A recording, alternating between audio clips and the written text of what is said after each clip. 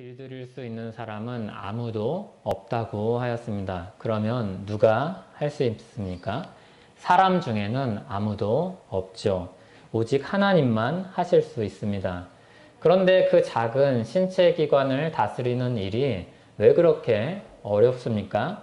그거는 단지 이 혀를 어떻게 움직일지를 결정하는 이야기가 아니라, 그런 문제가 아니라 우리 마음으로부터 우러나오는 그것을 다스려야 하는 것이기 때문입니다. 혀의 문제는 우리 신체기관, 육체적인 문제가 아니라 우리 마음의 문제이기 때문입니다. 그 어떤 사람도 자기 마음을 다스릴 수 없죠. 마음을 다스려서 하나님의 의를 이룰 수 있는 사람이 아무도 없습니다. 그 중에서도 이 혀의 문제가 가장 도드라지는 문제입니다. 사람은 혀를 길들일 수 없습니다. 야고보서는 사람들이 혹여나 가질 수 있는 기대를 완전히 잘라버리죠. 바울도 똑같이 이야기했던 것과 같습니다. 의인은 없나니 하나도 없으며 이렇게 이야기했듯이 야고보서도 이야기합니다. 사람은 혀를 길들일 수 없다. 자기 스스로의 힘으로 하나님의 의를 향해서 하나님의 의를 이루면서 살 수 있는 사람은 없다. 이렇게 단언합니다. 그리고 이 단락이 끝나고 13절에 들어가면 이렇게 질문을 합니다. 너희 중에 지혜와 총명이 있는 자가 누구냐? 그러니까 이 말을 앞에 단락에서 이어서 읽으면 너희 중에 누가 지혜와 총명이 있어서 자기 혀를 능히 길들이고 하나님의 의를 이루어갈 수 있는 사람이 있느냐? 이렇게 이어서 읽을 수가 있습니다. 그러니까 그런 문제를 가지고 이야기합니다. 누군가 만일 지혜와 총명이 있다고 한다면, 그렇게 말을 한다면 말로 설명하지 말라는 겁니다. 선을 따라서 사는 생활 방식으로 나타내라는 것이죠. 누가 만일 지혜와 총명을 내세워서 내가 지혜 있다 이렇게 이야기를 할 때 그 사람 말만 들을 것이 아니라 그 사람의 삶 전체를 보아서 그 사람 마음 안에 무엇이 들어있는지를 살피라는 이야기입니다.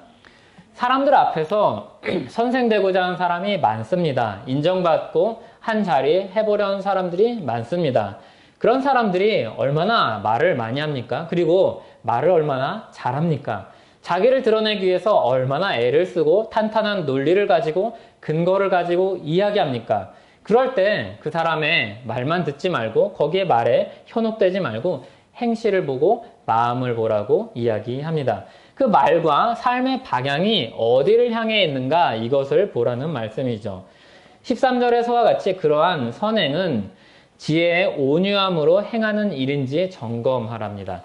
지혜의 온유함으로 행하는 일인지, 어떤 지혜로부터 나와서 어떤 지혜를 온유함으로 받아서 행하고 있는 것인지 확인하라는 겁니다. 어떤 지혜를 따라서 살고 있는지, 어떤 지혜를 따라서 말하고 있는지, 그저 똑부러진 말을 한다든지 속 시원한 말을 한다고 해서 아멘이라고 이야기하지 않고 박수치지 않고 그 지혜의 출처가 어딘지, 어떤 열매를 맺는지 살펴보라는 이야기입니다. 왜 그러냐면 세상에는 두 가지 지혜가 있기 때문입니다. 야고보서는 위로부터 난 지혜와 그렇지 않은 지혜에 대해서 설명합니다. 위로부터 온다는 이야기는 하나님으로부터 온다는 이야기입니다. 출처가 하나님이라는 것이죠. 위로부터 오는 지혜는 하나님이 주시는 지혜입니다. 그러면 하나님이 주시는 지혜가 하나님의 지혜가 무엇인가 하면, 죄송합니다. 제가 구절을 좀 잘못 써서 약간 헷갈렸습니다. 땅에 있는 지혜와 하늘에 있는 지혜를 이렇게 설명합니다. 위로부터 온 지혜인지 땅의 지혜인지를 구별해서 보라고 이야기를 합니다. 하나님이 주신 지혜인지 귀신이 주는 지혜인지, 야고보서는 이 출처가 다른 두 가지 지혜를 들어서 보여줍니다. 둘 다 자신이 참된 지혜를 가졌다고 주장할 겁니다.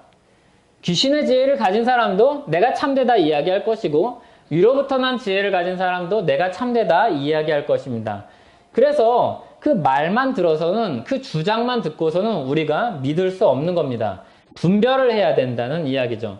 특히 야고보서가 전해졌던 그 당시에는 지금과 같이 신학교와 같은 체계가 갖춰져 있지 않았습니다. 누가 굉장히 논리정연한 말을 잘하는 사람이 와서 복음에다가 무엇인가를 살짝 가미를 해서 설명을 하면 사람들이 충분히 현혹될 수 있는 그렇게 쉬운 때였습니다. 야고보서는 그런 현실 앞에서 주님의 교회를 지키려고 하죠. 지혜 있는 말이라 해서 다 듣지 말고 그게 어떤 지혜에 속한 것인지 확인하라는 겁니다. 그런데 이 같은 문제는 늘 밖에서만 오는 게 아니라 우리 안에서도 오죠. 안에서도 충분히 발생할 수 있는, 우리 안에서도 생길 수 있는 문제입니다. 우리가 하나님의 말씀에 딱 붙어 있지 않으면, 하나님의 말씀에 깊이 잠겨 있지 않으면 우리는 언제든지 하나님의 말씀 아닌 내 것, 내 주장, 마귀가 유혹하는 것을 따라서 살 수 있는 사람들입니다. 본래 우리는 교회이고 교회를 세우는 사람들인데 어느 날 욕심에 잠깐 발을 담그고 그리고 거기서 나도 모르게 조금씩 젖어서 살다 보면 어느 날 나도 모르게 교회의 대적이 되어 있을 수도 있는 것입니다. 어떤 경우는 처음에는 분명히 교회를 위해서 깃발을 들었는데 교회를 바르게 하고자 깃발을 들었는데 시간이 지나면서 그게 싸움이 되고 감정이 상하면서 교회를 깨뜨리는 사람이 되기도 합니다. 우리도 언제든지 이와 같이 교회를 위협하는 그런 잘못을 저지를 수 있습니다. 야고보서는 이렇게 우리 안팎으로 일어날 수 있는 위험을 염두에 두고 어떤 지혜에서 오는 말을 하는지 어떤 지혜를 가지고 우리가 살아가고 있는지 살피라고 이야기합니다. 혀와 마음을 다스리는 일은 하나님만 하실 수 있는 일입니다. 그리고 하나님 안에 있는 사람들 안에 이것은 반드시 맺힐 열매입니다. 위로부터 오는 지혜로 우리는 그런 열매를 맺게 될 것입니다. 그러면 위로부터 오는 지혜와 땅에 속한 지혜, 두 지혜는 어떻게 다르고 어떤 특징을 가지고 있는가, 이것을 오늘 말씀에서 이야기하고 있습니다. 두 지혜가 어떻게 다른 결과를 내는지, 두 지혜가 대체 어떻게 다른지, 무엇인지 구체적인 내용을 설명해 줍니다. 먼저 14절에서 16절을 보면 땅에 속한 지혜를 이야기합니다. 이 땅에 속한 지혜는 위로부터 내려온 것이 아니며 땅의 것이고 정욕의 것이고 귀신의 것입니다. 그러니까 하나님 정반대편에 있는 것입니다. 이 땅에 속한 지혜를 따르는 사람들의 마음속을 보면 14절에서 무엇이 있는가 하면 독한 시기, 다툼, 자랑, 거짓이 있습니다. 그러니까 어떤 사람이 말을 하고 있는데 시기, 다툼, 자랑, 거짓 이런 마음이 내비친다면 이것은 하늘의 지혜가 아니라는 것입니다. 땅에 속한 지혜는 독한 시기, 다툼, 자랑, 거짓 이런 특징을 가지고 있습니다. 독한 시기는 질투입니다. 자기 자신을 높이기 위한 열정입니다. 열심입니다. 왜곡된 자기 사랑입니다. 다툼은 이기적인 야망입니다. 그런 사람들은 늘 싸움을 일으킵니다. 어디를 가나 싸움을 일으키는 사람이 있습니다. 말을 굉장히 잘하는데도 어디를 가든지 그 공동체를 살리고 그 그룹에 도움이 되고 그런 것이 아니라 늘 다툼을 일으키는 사람들이 있죠. 그리고 어디에 가든지 그 좋은 말로, 잘하는 말로 자기를 자랑하는 사람이 있습니다. 그리고 거기서 더 나아가서 진리를 거슬러 거짓말을 하는 사람들이 있죠. 자기 논리를 펼치기 위해서 진리를 바꾸기도 하는 사람들이 있습니다. 이런 사람들은 교회 안에서 그리고 밖에서도 그렇고 당을 짓고 자기 파벌을 만듭니다. 자기 세력을 만들죠. 자기 마음을 따르는 사람들을 모아서 규합하고 힘을 키웁니다. 한 사람이 되고 두 사람이 되고 세 사람이 되고 여러 사람이 됩니다. 그러면 어떻게 됩니까? 자기 확신이 더 커집니다. 집단의 확신이 되면 훨씬 더 무서워집니다.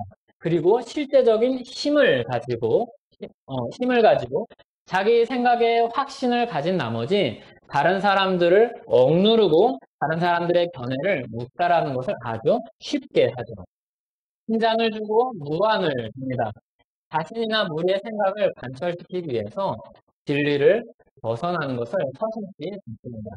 거짓을 해야 하죠. 그런 지혜로 우리가 세상에 가면 이길 수 있습니다. 강력한 힘을 가지고 있고 효과도 가지고 있습니다. 세상에서 살아남을 수 있습니다. 사람들이 좋아할 수 있습니다. 그런데 그것이 위로부터 온 지혜는 아니라고 이야기를 합니다. 세상은 살아남기 위해서 이 정도 타협은 괜찮다고 다독입니다. 어느 정도 악은 불가피하다고 말합니다. 우리 편이 많으니까 괜찮다고 이야기하죠. 이런 방식이 대세라고 이야기합니다. 게다가 그런 방식이 때로는 합리적이고 합법적이기까지도 합니다. 지지하는 사람들이 있죠. 그런데 하나님의 지혜인지 이것을 우리는 야고보서는 묻는 것입니다. 이단들이 그런 이미지 메이킹을 많이 합니다. 우리는 평화를 위해서 엄청나게 모금도 하고 봉사도 하고 열심히 여러 가지 활동도 한다고 이야기합니다. 그리고 또 뭐라고 이야기하냐면 우리 편에 이렇게 많은 사람들이 함께하고 있다고 이야기하죠. 그래서 모여서 무슨 대회도 하고 무슨 대회도 하고 무슨 대회도 합니다. 그리고 광고를 할 때는 우리 편에는 이렇게 유명한 사람, 이렇게 지적인 사람, 이렇게 따뜻해 보이는 사람, 이렇게 이미지가 좋은 사람도 우리 편이다라고 이야기합니다. 효과가 있죠. 세력을 키울 수 있죠. 힘도 생기죠. 그런데 위로부터는 아닌 겁니다. 이들의 결과가 무엇인가 하면 16절입니다.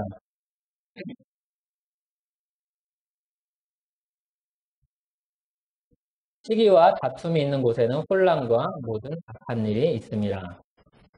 하나님의 질서를 잃어버립니다. 혼란에 빠지죠. 여기 혼란이라는 이 말은 앞에서 두 마음을 품어서 모든 일에 정함이 없느니라 했던 그 혼란입니다. 두 마음으로 나뉜 것이죠. 정함이 없다는 겁니다. 하나님과 세상의 양다리를 거치고 정함이 없이 이리저리 왔다 갔다 하는 모습입니다. 무엇이 진리인지 흐릿해지죠. 무엇을 위해서 싸우는지 모호해집니다. 만일 지혜롭다는 사람들의 말과 행동과 그 사람들의 결과가 시기와 다툼이 일어나고 혼란과 악한 일이 가중된다면 그것은 위로부터 오는 지혜가 아닙니다.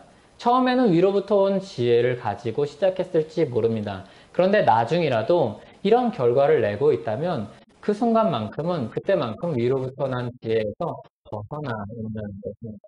특별히 문제가 없는 교회에서, 건전한 교회에서, 주님을 따라서 애쓰고자 하는 교회에서 그 교회를 떠나고 싶은 마음이 들고 자기 신앙이 굉장히 뭔가 부끄러워지고 회의가 든다면 그것은 위로부터 온 지혜가 아닌 것입니다. 교회를 지키고 세우는 지혜가 아닌 것입니다. 하나님의 역사가 아닌 것입니다. 지금 그들은 하나님 편에 서 있지 않은 것입니다. 그러면 위로부터 오는 지혜가 어떻게 다릅니까? 그게 17절입니다. 같이 17절을 읽어보겠습니다. 오직 위로부터 난 지혜는 첫째 성결하고 다음에 화평하고 관용하고 양순하며 긍휼과 선한 열매가 가득하고 편견과 거짓이 없나니. 여기 첫째는 이것을 나열하기 위해서 1, 2, 3, 4 중에 1번이 아니라 가장 우선하는 가장 대표적인 이런 의미로 읽는 것이 좋을 것 같습니다. 위로부터 난 지혜에 있어서 가장 큰 특징이 무엇인가? 바로 성결입니다. 다른 특징을 아우를 수 있는 대표적인 특징이 무엇인가 하면 성결입니다. 성결은 순결하다, 깨끗하다, 거룩하다 이런 의미입니다. 이 성결은 또 순전하다 이런 의미도 가지고 있습니다. 그러니까 두 마음이 아니라 한 마음이죠. 하나님께 속한 마음입니다. 출처가 위로부터 왔고 한 하나님으로부터 왔고 그 안에 순결한 마음을 가지고 있습니다. 하나님에게서 온 지혜입니다. 성결은 본래 하나님께 속한 성품이죠. 위로부터 온 지혜는 이러한 하나님의 성품을 낳습니다. 하나님은 교회를 진리의 말씀으로 낳으셨죠. 그리고 우리 안에 그 말씀을 심으시고 열매 맺게 하십니다. 우리 안에는 이미 그 씨앗을 가지고 있습니다. 이 씨앗을 심어야지 생각할 필요가 없습니다. 씨앗은 이미 심겨졌고 이것을 어떻게 하면 잘 자라게 할까? 이것을 어떻게 하면 햇빛을 바라보게 할까? 이런 생각을 우리는 해야 되는 것이죠. 그리고 3장 오늘 본문을 보면 말과 그것이 행실로 나타납니다. 성결하고 긍휼이 여기는 그런 말들, 말들, 사랑하는 말들로 나타나는 것이죠. 심으신 말씀을 온유함으로 우리가 받을 때 하나님의 성품이 우리 안에서 꽃핍니다. 열매를 보아서 우리는 나무를 알 수 있습니다. 나무를 보면 비슷비슷하게 보입니다. 나무를 이제 구별하고 싶어서 나무에 대한 책을 보고 사진을 본 적이 있습니다. 근데 산에 가니까 나무가 구별이 안 됩니다. 나무가 비슷비슷하게 생겼죠. 그런데 열매를 보면 딱 압니다. 열매는 굉장히 구별이 확실히 됩니다. 열매를 딱 보면 구별이 금방 되는 거죠. 세상이 속한 지혜는 마치 가라지와 같습니다. 그래서 모양이 비슷하고 처음엔 잘 모릅니다. 밀과 같이 자라죠. 처음에 자랄 때는 구별이 잘 안 됩니다. 근데 나중에 다 자라면 그때 압니다. 이거 가라지였잖아. 가라지의 다른 이름은 독보리입니다. 가라지 열매는 그래서 독을 가지고 있는데 심한 구토, 설사, 현기증을 일으키는 독불입니다. 처음에는 잘 모르는데 나중에 보면 이게 밀인 줄 알았는데 독을 주는 그런 열매를 맺습니다. 세상에 속한 지혜는 그렇게 그럴듯하게 포장되어 있습니다. 근데 위로부터 온 지혜는 그렇지 않습니다. 겉과 속이 같습니다. 하나입니다. 참된 지혜이죠. 하나님의 성품이 반영되어 있습니다. 성결합니다. 오늘 말씀은 비슷해 보이는 이 지혜를 알아보도록 하는 대조표, 리트머스 시험지와 같습니다. 첫째 성결하고 다음에 화평, 관용, 양순합니다. 여기 화평, 관용, 양순은 헬라어 알파벳으로 엡실론, 에 발음이 납니다. 그래서 에 삼형제라고 부르겠습니다. 이 에 삼형제는 하나님에게서 나온 형제들입니다. 성결과 이렇게 좀 유사한 성격을 이제 가지고 있죠. 에 삼형제에서 첫째 화평은 무엇과 대조되는가 하면 다툼과 대조됩니다. 싸움과 대조되죠. 화목하게 하는 것과 싸움은 대조됩니다. 자기 자신을 내세우지 않고 하나님의 하나됨을 추구하는 것입니다. 둘째, 관용은 이기적인 마음과 구별이 됩니다. 다른 사람을 존중하고 시기하지 않고 자기를 자랑하지 않습니다. 양수는 양보와 비슷한 말입니다. 비록 자기가 생각하는 방식이 이럴지라도 함께 선을 만들기 위해서 다른 사람의 방식이 이런 방식이라면 그것을 기꺼이 쫓아가기도 하는 게 양순입니다. 이 애 삼형제는 의를 추구하거나 배타적이지 않습니다. 의를 추구하고 있습니다. 우리는 다 의를 추구한다고 이야기하고 실제로 의를 추구하죠. 그런데 방법에 있어서도 하나님의 그 화평을 이루어가는 겁니다. 성결합니다. 한 마음을 그것을 모아서 가는 것이죠. 그래서 싸우지 않고 자기 주장하지 않고 우리가 이 하나님의 의를 이루기 위해서 어떤 방식으로 힘을 모아서 갈까 이런 고민을 합니다. 그래서 이 세 가지는 앞에서 땅에 속한 지혜, 독한 시기, 다툼, 자랑 이런 것과 대조됩니다. 또 위로부터 오는 지혜는 긍휼과 선한 열매가 가득하고 거기에는 편견과 거짓이 없습니다.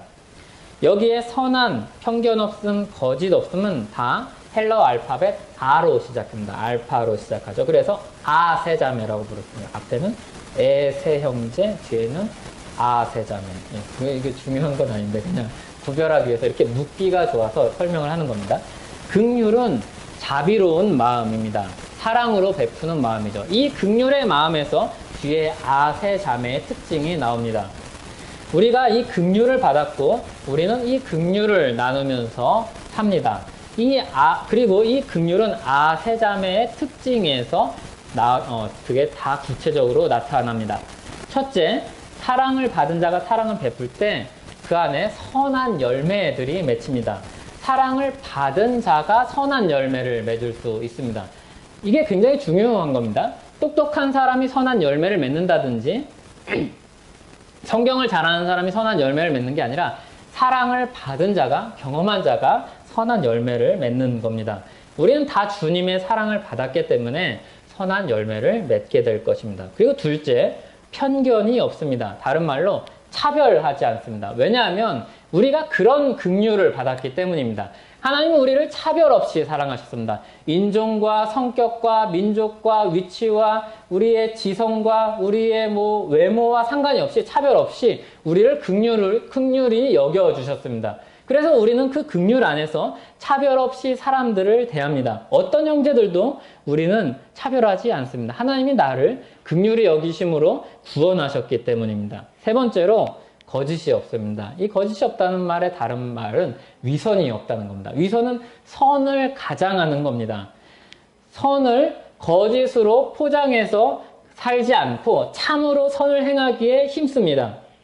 다른 사람을 대할 때도 나의 이익을 위해서 대하지 않고 참으로 함께 잘 되고자 하는 마음으로 대하죠. 그 이면에 다른 마음이 없습니다. 이 사람 잘 대해주면 내가 어떤 유익을 갖겠지. 이런 게 아니라 이 사람한테 내가 이런 유익도 얻고 이 사람은 나한테 이런 유익도 얻고 우리가 같이 잘 될 수 있겠구나 이런 선의를 가지고 살아갑니다. 하나님이 나를 긍휼히 여기신 사랑에 거짓이 없기 때문입니다. 하나님이 우리에게 긍휼을 베푸실 때 이 녀석을 쓰면은 잘 되겠다 뭐 이런 게 없는 겁니다.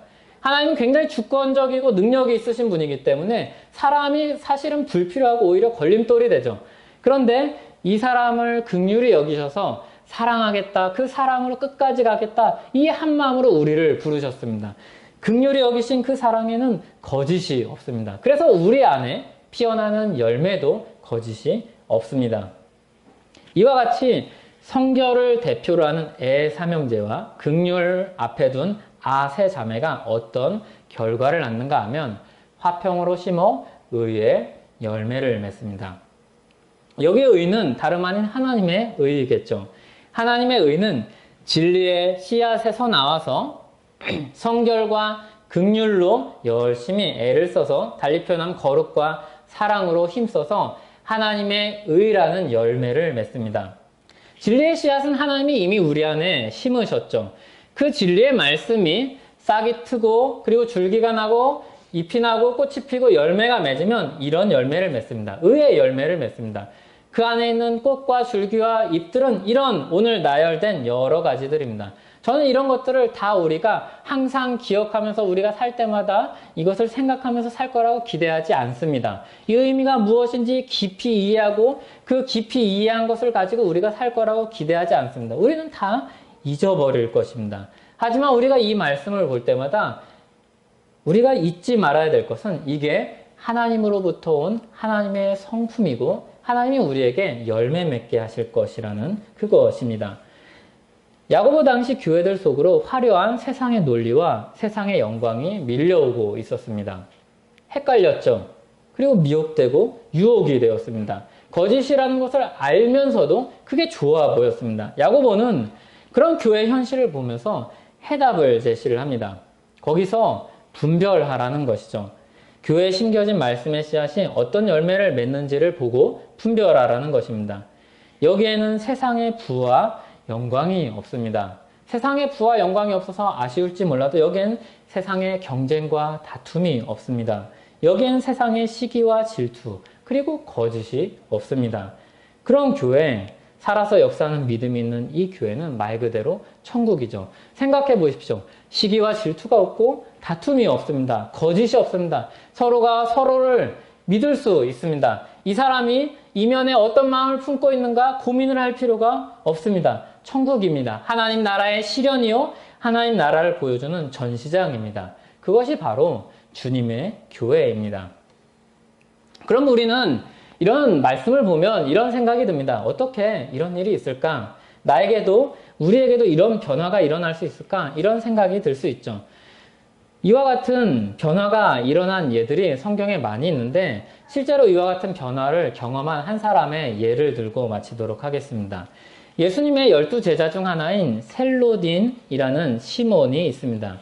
시몬 베드로와 구별하기 위해서 셀롯이라는 말을 덧붙이죠. 이 셀롯은 본래 헬러 발음을 살려서 읽으면 젤로테스입니다. 이 젤로테스에서 영어 질럿이 나왔습니다. 열정, 열심 또는 광신도, 열성 분자를 말하는 질럿이 나왔습니다. 우리가 잘 아는 스타크래프트에서 프로토스 종족에 있는 질럿이 그 질럿입니다. 굉장히 열심히 싸우죠. 이 질럿이 시몬을 설명하는 말입니다.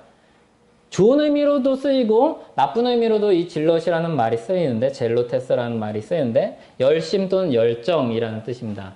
이게 시몬을 표현하는 별명입니다. 시몬 하면 셀로딘 그 셀로딘 있잖아 12제자 중에 시몬 이렇게 되는 것이죠. 예수님 당시에 헬라어로 젤로테스는 그냥 열심히 있는 사람들이 아니라 우리말로 열심당이라고 불리는 자들이었습니다. 이 사람들은 민족주의자들이었죠. 그리고 나중에 민족주의 운동으로 발전을 하게 됩니다. 로마 제국에 대항을 해서 무력으로라도 혁명을 일으키겠다는 사람들이었습니다. 그래서 이 사람들은 로마에 동조하는 사람들을 굉장히 미워했습니다. 우리로 따지면 친일파를 미워한 것과 비슷하죠. 젤로테스는 이런 열심으로 사는 사람들이었습니다. 이 젤로테스라는 말과 똑같은 말이 오늘 본문에 14절에 나온 시기라는 말입니다. 시기는 헬라어로 델로스입니다. 그러니까 젤로테스랑 발음이 비슷해서 똑같은 어원을 가진 말이고 의미도 똑같습니다. 예수님의 12제자 중에 하나인 이 셀로딘 시몬이 그런 사람이었습니다. 이 열심을 가진 사람.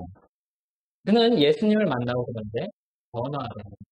예수님이 그 안에 심으신 말씀은 열매를 맺어요. 12제자 중에 이 셀로딘 시몬과 또 누가 있었습니까? 세리 마태가 있었습니다. 세리는 로마 제국의 편을 들고 거기에 공직으로 나서서 유대인들을 착취하는 사람으로 대표되는 사람들이었습니다. 그러니까 친일파의 대표, 말하자면 그런 사람들이었죠. 같은 동족인 유대인들로부터 세금도 걷고 자기 유익도 차리는 사람이 이 세리였습니다. 근데 12제자 중에 세리 마태가 있죠. 젤로테스, 열심당이 보기에 이 세리 마태는 죽여야 할 사람입니다. 역적입니다. 그런데 시몬이 예수님을 쫓아서 왔는데, 예수님의 말씀을 너무 사모해서 왔더니 거기 세리 마태가 있습니다. 처음엔 아마 많은 갈등이 있었을 겁니다. 의견 충돌도 많았을 겁니다. 정치적인 극단에 있는 분들과 이야기해 보신 적이 있으십니까? 극좌든지 극우든지 그런 분들의 말을 들어보신 적이 있습니까? 이런 분들에겐 두 가지 특징이 있습니다. 첫 번째는 대화가 되지 않습니다. 두 번째는 자기 말이 진리입니다. 복음도 넘을 수 없는 벽이 있습니다. 말씀으로도 깨어지지 않는 사상의 산이 있죠. 그런데 시몬이 예수님의 제자로 들어오고 세리 마태가 예수님의 제자로 들어와서 이 두 사람들이 복음의 최전선으로 부름받은 12제자로 부름을 받을 때 이 둘은 협력하는 사이가 되죠. 이 둘은 복음을 위해서 함께 일합니다. 예수님이 하루는 둘씩 짝지어서 전도하러 보낼 때 어쩌면 어느 날은 이 세리와 이 셀로딘이 마태와 시몬이 함께 전도를 하러 간 날도 있었을 겁니다. 그런 날이 분명히 있었을 겁니다. 그러면 이 두 사람이 나갈 때부터 돌아올 때까지 계속 싸우면서 왔을까요? 그런 논쟁이 초반에 있었을지 모릅니다. 그런데 복음으로 이 둘이 하나가 되고 함께 일하고 시간이 지나면서 이들은 둘도 없는 동역자가 되었을 겁니다. 이거는 단지 개인적인 문제가 아닙니다. 단지 두 사람의 문제가 아닙니다. 왜냐하면 셀로딘은 당이었습니다. 그런 무리였습니다. 만약에 이 셀로딘 시몬이 밖에 나가서 전도를 하고 있는데 세리와 함께 걷고 세리와 함께 일하는 것을 본다면 그 동료들, 이전에 동료였던 사람들이 이야기했을 겁니다. 너 시몬 미쳤구나. 어떻게 저 세리와 같이 함께 일을 할 수 있냐? 함께 먹고 마시고 함께 할 수 있냐? 어쩌면 불만스럽게 불만을 가지고 찾아와서 옛 동료가 시몬을 나무라고 시몬을 위협하고 시몬을 괴롭혔을지 모릅니다. 이건 그냥 두 사람의 문제가 아니라 더 큰 문제였습니다. 그런데 이들은 계속해서 함께 일했죠. 예수님과 함께 있을 때는 물론이고 사도행전 1장에 가보면 13절에 보면 거기에 세리 마태의 이름과 셀로딘 시몬의 이름이 함께 거명됩니다. 예수님이 부활하신 이후에도 이 둘은 함께 있습니다. 그리고 함께 이들은 기도했고 교회 시작에 동참했습니다. 베드로와 함께 사도로서 예수님의 부활의 복음을 이둘은 같이 전했죠. 함께 교회를 가르쳤습니다. 함께 핍박을 당하고 함께 공회 앞에 서기도 했습니다. 함께 표적과 기사를 행하고 함께 이들은 사도로 남았습니다. 어떻게 이런 극적인 변화가 있을 수 있었을까요? 어떻게 그들 사이에 이 화평이 꽃피게 되었을까요? 우리가 야고보서를 통해서 본 것과 같이 그들은 주님의 긍휼을 깊이 경험했을 것입니다. 세리 마태는 자기 민족들에게 편견과 차별을 겪었습니다. 세리는 자기 민족들에게 미운 사람이었습니다. 그런데 주님이 그를 먼저 사랑하시고 먼저 부르십니다. 아니, 저를 부르시는 거 맞나요? 그리고 주님을 따르기 시작하죠. 셀로딘 시몬도 다르지 않았을 겁니다. 사람들이 셀로딘이라고 할 때 어떤 그런 편견을 가지고 보았을 것입니다. 다르게 보았을 것이죠. 아, 저 사람 민족을 위해서 일하는 건 좋은데 좀 과격하지, 이런 생각을 가지고 있었을 겁니다. 사도들을 부르신 일들을 돌이켜보면 예수님이 사도들을 굉장히 주도적으로 부르십니다. 이 사람들이 제가 주님을 쫓겠습니다 하고 해서 사도들로 부르시는 게 아니라 너 나의 12제자가 되어서 복음의 최전선으로 나가서 나와 함께 일하자 이렇게 부르시죠. 사도들이 그 부르심에 순종합니다. 셀로딘을 예수님이 몰랐을까요? 12제자의 셀로딘과 세리가 함께 있다는 것을 모르셨을까요? 아셨을 겁니다. 그런데 그들을 차별 없이 부르시고 그 둘 다 하나님 나라 백성으로 부르십니다. 예수님은 나다나엘을 만나기도 전에 그에 대해서 잘 아셨습니다. 예수님은 사마리아 여인의 실체를 알고 계셨습니다. 예수님은 당연히 셀로딘 시몬을 알고 있었습니다. 세리 마태도 알고 있었습니다. 그런데 이 둘을 다 셀로딘을 주님 나라 백성으로 긍휼과 사랑으로 부르십니다. 사람들을 언제든지 죽일 마음을 품고 있던 이 사람을 긍휼과 사랑의 일을 복음의 최전선으로 부르십니다. 시몬은 아마 충격을 받았을 겁니다. 감격했을 것입니다. 아니 저를 부르신다고요? 저는 언제든지 내 동족을 죽일 수 있는 그런 마음을 품고 사는 사람인데 저를 품어주신다고요? 저와 세리를 함께 두신다고요? 그렇게 위험한 일을 하신다고요? 그 사람들을 가지고 하나님 나라를 세워가신다고요? 이런 마음을 가졌을 수 있습니다.